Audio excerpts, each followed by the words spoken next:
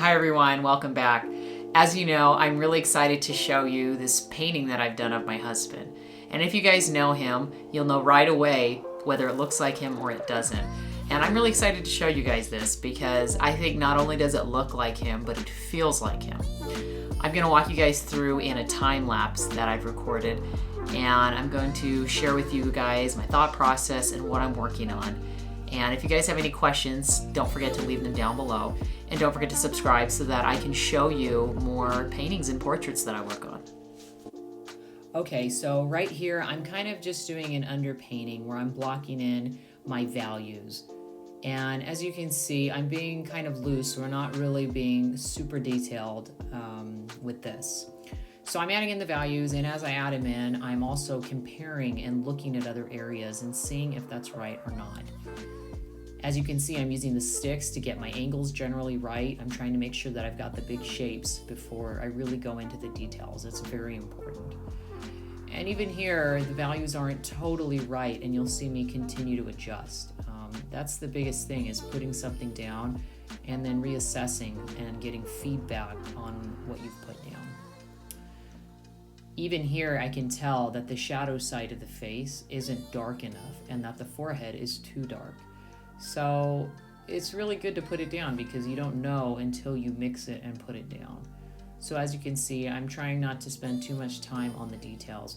And when I do spend too much time on the details, it really throws you off. I spent a lot of time on the mouth before I realized I really need to get away from this and focus more on the big shapes and getting that right. So I'm starting to add in more fleshy tones here and color. Some of it I like, some of it I don't.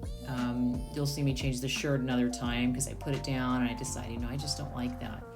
The eyes aren't quite right here, so I'm going to continue to make adjustments to that and measure with the stick and make sure I get these angular measurements right. But you can already see it's really taking a good form and it's really starting to look like my husband. So, like I said, so much of it is putting something down, anything down, so that you can readjust and figure out what you have and what you need to do. I'm starting to blend in more of the fleshy tones here. I've got in most of the values pretty good, pretty right. So as of now, I'm going to start working on some of the finer details since I have those bigger shapes right. And after working on the finer details, I'm going to start getting in some more details in the big shapes. For example, getting the feel of the facial hair and maybe adding in or blending in some of the colors so that they aren't so dark and that they really convey the form slowly turning. Again, you can see I'm starting to hammer out some of these smaller details now that I have the large shapes down and that I'm happy with them. It's really important that you don't move into the small shapes until you have the big shapes correct and down. It's really looking like him, and you can see that I'm really going back and forth a lot. A lot of the painting feels like a push and a pull. You put something down and you may decide you like it, you don't like it, and the beauty is that you can continue working on it and you can get it just right the way you like it. But it already has a pretty good shape here. You can see how having that underpainting really helped me have a roadmap of where to go. The overpainting isn't transparent, so the underpainting didn't do all the work. What it really forces you to do is work through it mentally so that I already knew where my darks were going to be, where my lights were going to be, where the shadow side was. And all these little things really help so that when it comes down to putting the final big strokes down, you're confident and you know where to put them.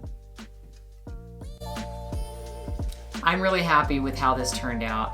As you can see up here, this is the final portrait and how it looks. I didn't show you in the video, but I went ahead and added more colors to make it feel more lively and to give it some life so that it feels like a fleshy, living thing. I'm really happy because not only does it look like him, but it feels like him. A lot of times you can get portraits that look like somebody, but they don't feel like them. And that special touch is what really makes a portrait feel special.